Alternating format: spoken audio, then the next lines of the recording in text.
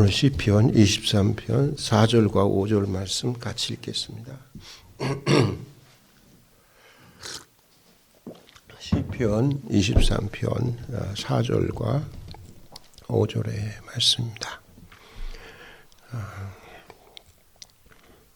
우리 함께 읽겠습니다.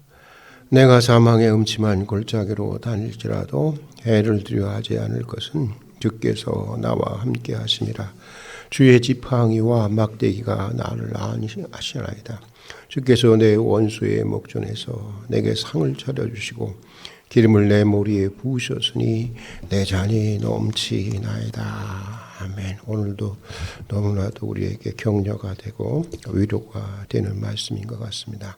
오늘 우리가 읽은 시편 23편은 시편 가운데 유대인들뿐만 아니라 우리 그리스도인들이 가장 좋아하고 가장 많이 애송하는 시편입니다. 굳이 예수를 믿지 않는 사람의 경우들도 이렇게 분식점 같은 데 가면은 이게 이렇게 걸려 있는 데가 굉장히 많은 것을 보게 되더라고요. 일반 사람들도 좋아하는 그런 시편인 것 같습니다. 그러니까 그만큼 아름답고 사랑스러운 시요, 소망스러운 노래요, 고백이요, 또 찬양이라고 하는 것인데, 그러나 좀 더 깊이 이렇게 들여다보면 이 겉으로 드러나는 서정적인 이 시어들 이면에는 목동에서 전쟁터의 전사로 또 전사에서 도망자로 한 10여 년간을 이렇게 정처 없이 도망을 다녀야 되죠.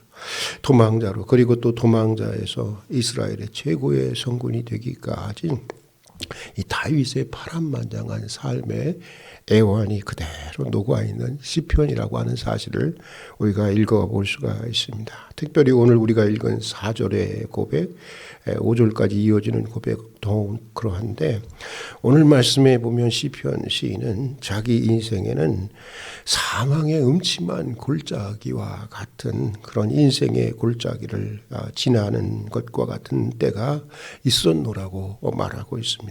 또 앞으로도 얼마든지 자신의 인생에는 그런 일이 있을 수 있다고 하는 것입니다.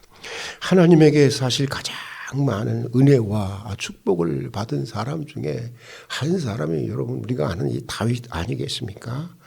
그런데도 그런 다윗의 인생에도 이런 사망의 골짜기와 같은 이런 험한 인생이 있었노라고 하는 것입니다. 그러고 보면 어느 누구도 이런 것으로부터 자유할 수 있는 인생은 아무도 없다고 하는 것을 우리에게 말해주고 있는 것입니다. 비록 우리가 목자 되시는 하나님의 사랑하는 양이고 또 항상 그분의 인도함을 받고 살아가지만 때때로 종종 우리는 이러한 그 죽음과 같은 인생의 골짜기를 지날 때도 있다고 하는 것을 알고 신앙생활을 하라고 하는 것입니다. 그러나 그럼에도 우리에게 위로가 되는 것은 오늘 시편 시인 다윗의 고백처럼 목자 되시는 하나님은 우리가 그런 자리에 있을 때 결코 우리를 버려두시지 않는 분이라고 하는 것입니다. 주님이 우리를 그런 자리로 인도하시는 주님의 선한 뜻이 있는 것이고 또 그 가운데서 주님은 함께 해주시고 주의 지팡이와 막대기로 우리의 인생을 안위해 주시는 분이라고 하는 것입니다. 더 나아가 오늘 말씀에 보면 원수들 앞에서 상을 차려주신다고 그러잖아요. 풍성한 밥상을, 잔치상을 차려주시는 분이라고 하는 것입니다. 그래서 두렵지 않다는 것입니다. 그래서 오히려 위로가 되고 더 나아가 소망이 된다고 하는 것입니다. 오늘 시편 시인 다윗은 자신의 한평생을 통해서 생생하게 체험한, 이건 이 책상 모래에서 극적거리면서 쓴 시가 아닌 거예요. 자신의 한평생의 삶의 경험을 통해서 쓴 시인 것입니다. 생생하게 체험한 이 하나님의 은혜를 목자와 양의 관계를 통해서, 왜? 다윗은 어떤 사람이었어요? 목동이었기 때문에 목자적인 경험을 통해서 말해주고 있는 것인데, 먼저 다윗은 사망의 음침한 골짜기, 이게 히브리 원어는 찰 마헤트라고 하는데, 이것은 당시 이 목자들이 전형적으로 사용하는 표현이었다고 합니다. 이 사막의 골짜기라고 하는 말은 목자들은 그런 골짜기들을 가리켜서 항상 찰 마헤트 이렇게 표현을 했다고 하는 거예요.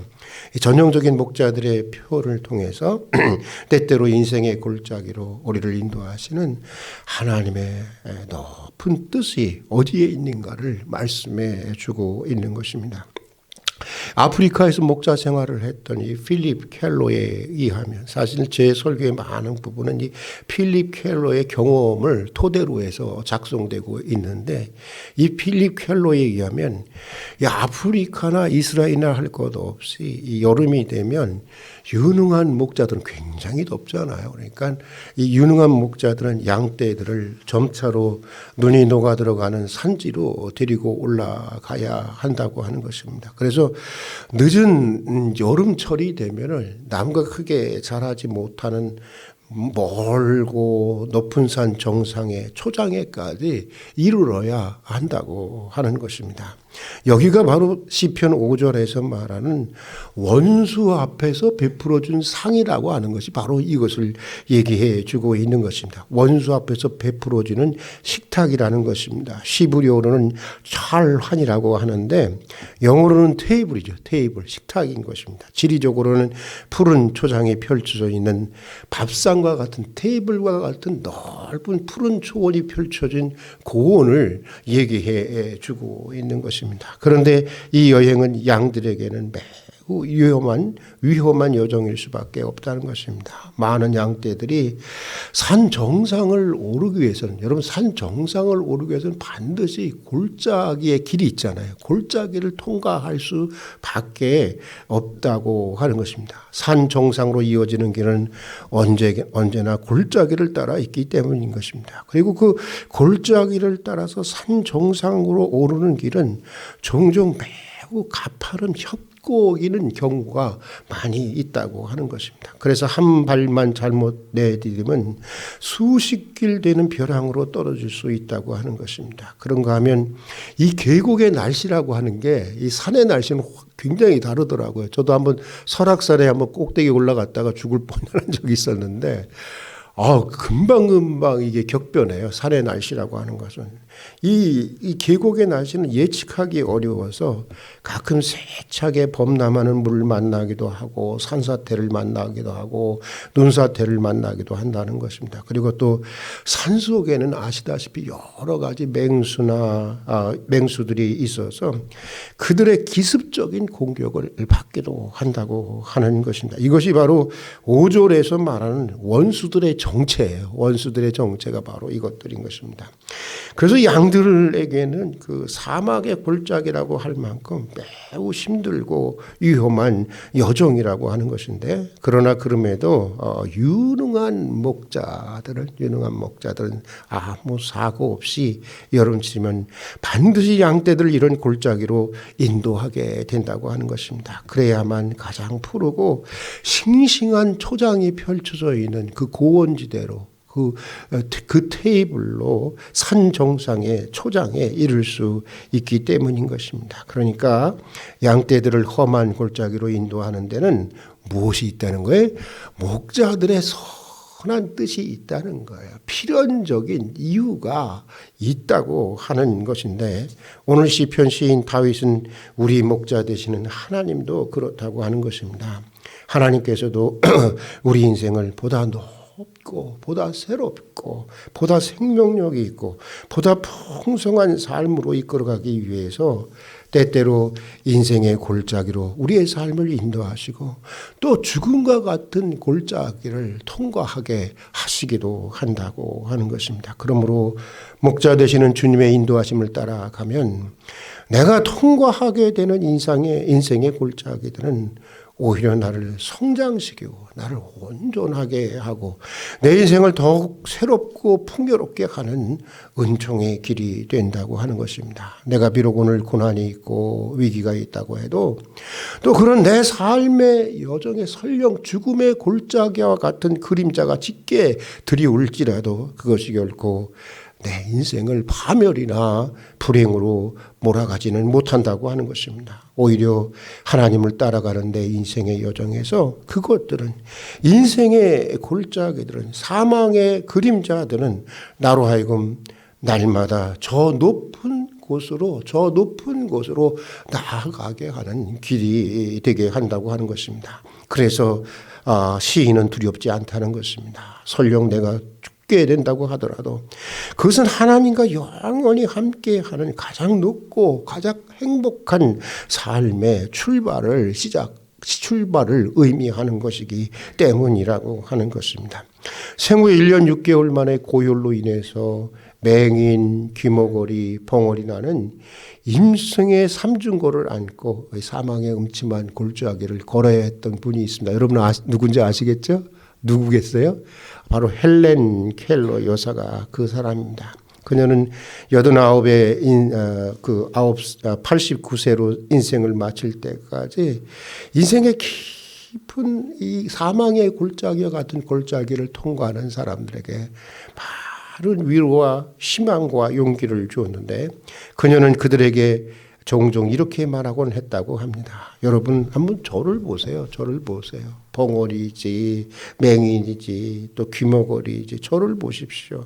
여러분 저는 귀머거리 이게 별로 이렇게 느껴지지 않았거든요. 그런데 우리 손주가 태어났잖아요. 근데 애가 이 심각한 들리지 않는 그 난청으로 태어났잖아요. 그 충격이라고 하는 건 여러분 이루 말할 수가 없어요. 지금도 애가 이렇게 이제 그 와우 수술을 해서 듣는데 이렇게 보청기를 이렇게 탁 빼면은 애가 굉장히 당황합니다. 아침에 일어나서 그냥 굉장히 당황하고 이런 모습을 보게 되는데 여러분 그거 대단하게 정말 힘든 거예요. 그런데 그것만 있는 게 아니라 벙어리고 또 맹인까지 되었다는 거예요. 여러분 그런 상황 속에 있는데 이런 인생이 이분이 이런 얘기를 종종 했다는 거예요. 여러분 저를 보십시오. 나도 여러분과 같이 사망의 음침한 골짜기를 만났습니다. 그러나 나는 믿음으로 그 길을 통과했습니다. 이렇게 얘기를 했다는 거예요. 자기는 자기 인생의 골짜기를 신앙으로 통과했다는 것입니다. 그러니까 내게 주어진 맹인, 귀머거리, 벙어리 나는 이 삼중의 사망의 골짜기를 오히려 나는 하나님의 축복의 섭리로 받아들였다는 것입니다. 이게 귀한 거죠. 내 인생을 보다 높고 보다 새롭고 보다 선하고 보다 유익하게 하시려는 하나님의 뜻으로 받아들였다고 하는 것입니다. 여러분 이게 믿음인 거예요. 이게 믿음인 거예요. 그리고 그 믿음으로 내 인생의 골짜기를 통과했노라는 것입니다. 그리고 그런 인식과 믿음의 반응이 그녀를 오늘 우리가 아는 헬렌 켈러로 만들었다고 하는 것인데 오늘 우리에게도 이런 믿음이 필요한 것 아니겠어요? 여러분 이게 믿음이죠. 이게 신앙인 것이죠. 신앙인 것이죠. 저는 그렇게 자꾸만 보려고 해요. 우리 딸에게도 그런 얘기를 해요. 네가 강해져야 돼. 네가 이 아이를 바라보는 시각이 무엇이냐에 따라서 이 아이의 인생이 달라진다. 이 얘에게 주어진 오늘 이것이 하나님이 얘를 향한 선한 섭리로 받아들이냐 그렇지 않느냐에 따라서 우리 채은이의 인생이 달라져. 그 얘기를 가끔 해줍니다. 저도 그렇게 보려고 노력을 합니다. 자, 또 여러분 오늘 시편 기자 다윗은 자기가 사망의 음침한 골짜기를 다닐 때에도 두려워하지 않고 오히려 위로와 용기를 얻은 이후에 대해서 이렇게 얘기합니다. 주님이 나와 함께 해주시고 주의 지팡이와 막대기가 나를 안위하기 때문이라고 이렇게 고백하고 있는데 이것 역시 그 목동이었던 이 다윗의 체험이 그대로 반영되어지고 있는 그런 말씀입니다. 그러니까 일종의 이건 여러분 간증인 거예요. 이 교리적인 고백이 아니라 간증인 거예요. 신앙 체험인 것이죠.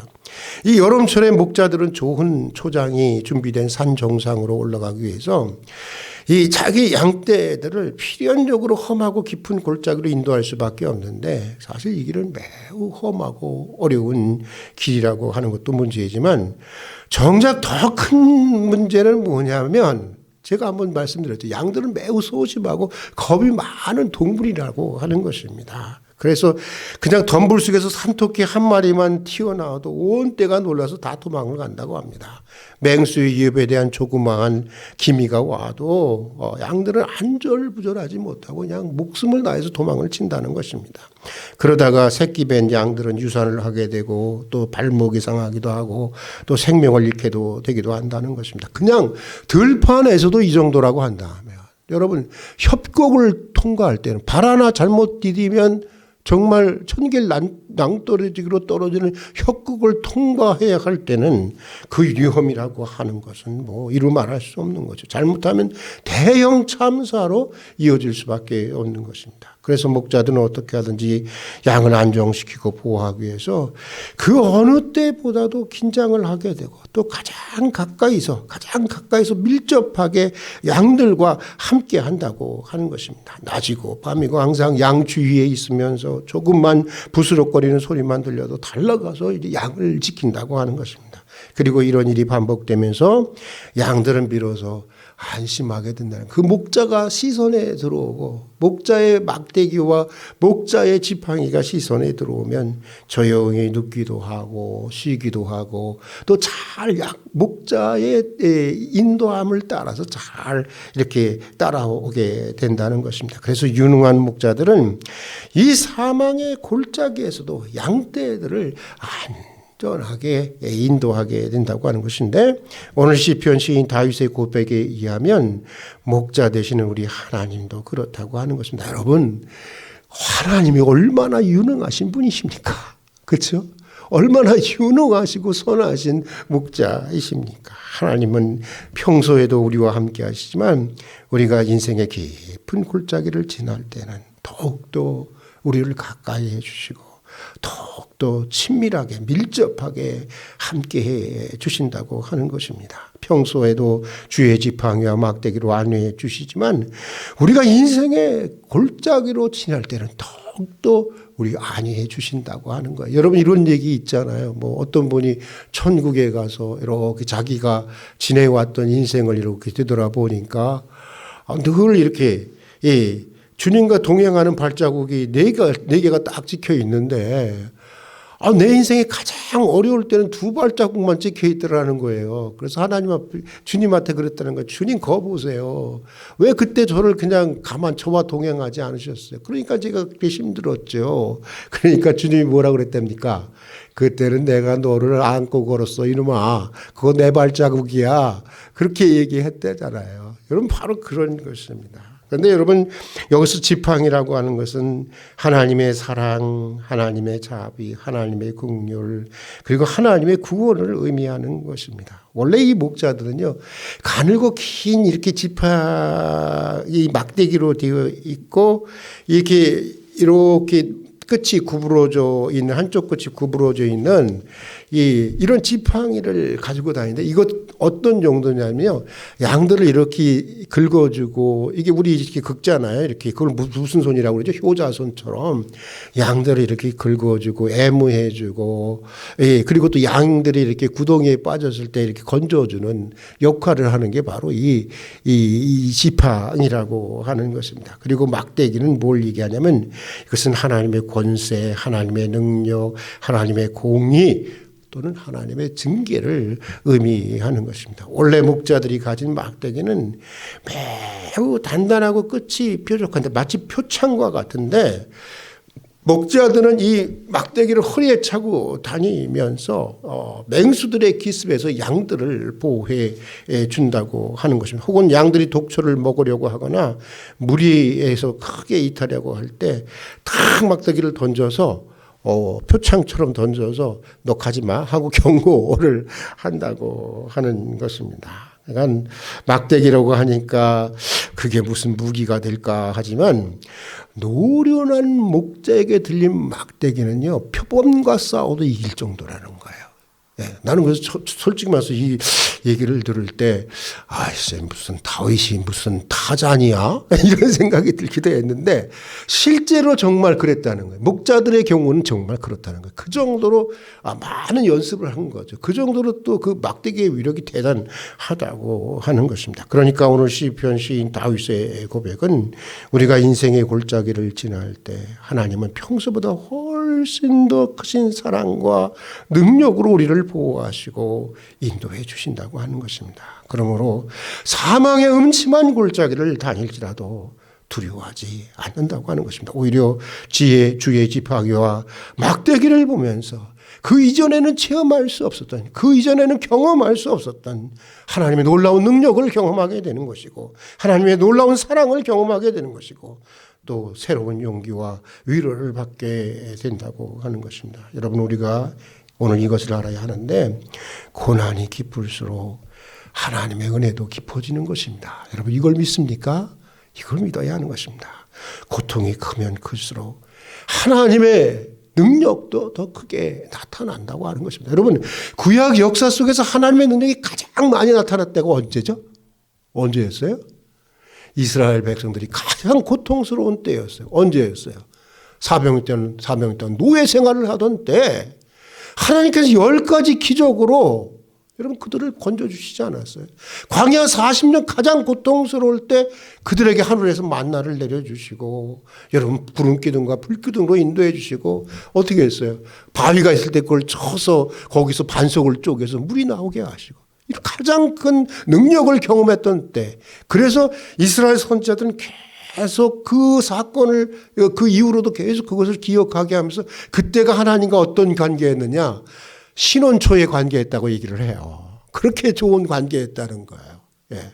하나님이 그만큼 밀접했던 관계였다고 하는 것입니다. 가끔 보면 주님이 재림하시기 전에 그 마지막 때에 내릴 이 종말론적 그 재앙에 대해서 이거 어떡하지? 이렇게 두려워하시는 분들이 많이 있는데 여러분 우리가 항상 깨어 있어야는 하지만 두려워할 일은 아닌 것입니다. 재앙이 크면 클수록 하나님의 능력도 크게 나타나기 때문인 것입니다. 계시록이 말씀해 주고 있는 대로 주님의 재림 직전 어쩌면 모세 시대보다도 더 크신 하나님의 능력으로 창세 때로부터 경험해 본 적이 없는 말씀 그대로 나오는 대로 창세로부터 경험해 본 적이 없는 가장 놀라운 하나님의 능력이 우리를 보호해 주실 것이기 때문인 것입니다. 혹시 인생의 깊은 골짜기를 지나고 있습니까? 여러분의 삶의 여정에 사망의 그림자가 짙게 들이우고 있습니까? 이럴 때 가끔 있죠. 살아가면서 우리가 만나게 되는 인생의 골짜기들은 결단코 우리를 파멸의 길로 인도하는 것이 아니라고 하는 것을 저는 제 인생을 통해서 간증할 수 있고 굳이 다윗까지 될 필요도 없고 제 가족의 역사를 통해서도 저는 간증할 수 있고 주변의 많은 그리스도인들의 증언을 통해서도 확실하게 말할 수가 있습니다. 목자 되시는 하나님은 우리 인생을 보다 높고 보다 새롭고 보다 온전하고 보다 풍성하게 하고자 우리를 축복의 길로 인도하시는 것입니다. 저도 가만히 생각해 보면 참 젊은 날 그런 어려움이 없었다라고 한다면 오늘 내가 있을 수 있을까? 이런 생각을 하게 돼요. 젊은 날 그런 가난을 경험하지 않았다면 가난한 자들에 대한 그런 애틋한 마음을 가질 수 있을까? 그러지 못했을 것 같아요. 여러분 어두운 눈을 뜨고 보면 지금 내가 가는 이 길은 나로 하여금 날마다 저 높은 곳을 향해서 나아가게 하는 길이 되는 것 이것을 기억해야 하는 것입니다. 그리고 골짜기가 깊으면 깊을수록 험하면 험할수록 주님의 더 큰 사랑이 나타나는 것이고 더 큰 능력으로 주님은 우리를 여러분 안위해 주시고 함께해 주시는 것입니다. 우리 다 같이 한번 4절과 5절의 말씀을 같이 다시 한번 읽어보겠습니다. 내가 사망의 음침한 골짜기를 다닐지라도 해를 두려워하지 않을 것은 주께서 나와 함께 하시나 주의 지팡이와 막대기가 나를 안위하시나이다.